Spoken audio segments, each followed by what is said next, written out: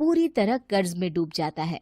और तभी एक दिन दफ्तर में काम करते समय रमेश की तबीयत अचानक बिगड़ जाती है और वो बेहोश होकर गिर पड़ता है। उसे जल्दी से पास के एक अस्पताल में भर्ती कराया जाता है। रमेश के घर वालों को ये बात पता चल जाती है तो वे सभी अस्पताल पहुंचते हैं। अस्पताल के डॉक्टर साहब उन्हें बताते हैं, देखिए, देर रात तक जागने और जरूरत से ज्यादा काम करने की वजह से इन्हें चक्कर आ गया था। बेहतर यही होगा कि इन्हें कुछ दिनों के लिए पूरी तरह आराम करने दिया जाए। रमेश की हालत देखकर उसके बेटे राजू को बहुत गुस्सा आता है और वो अपनी दादी और माँ से कहता है, माँ, दादी, मैं इतना छोटा हूँ, फिर भी मैं इतना समझता हूँ कि पिताजी दिन रात दफ्तर में काम करके पैसे कमाते हैं।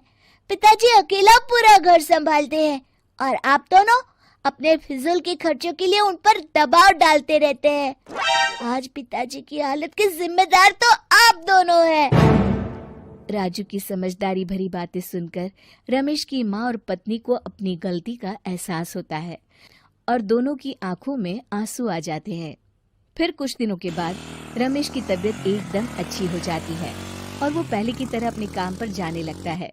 रमेश की माँ और पत्नी अब उसे किसी प्रकार की कोई तकलीफ नहीं देते और ना ही उससे किसी चीज की मांग करते हैं।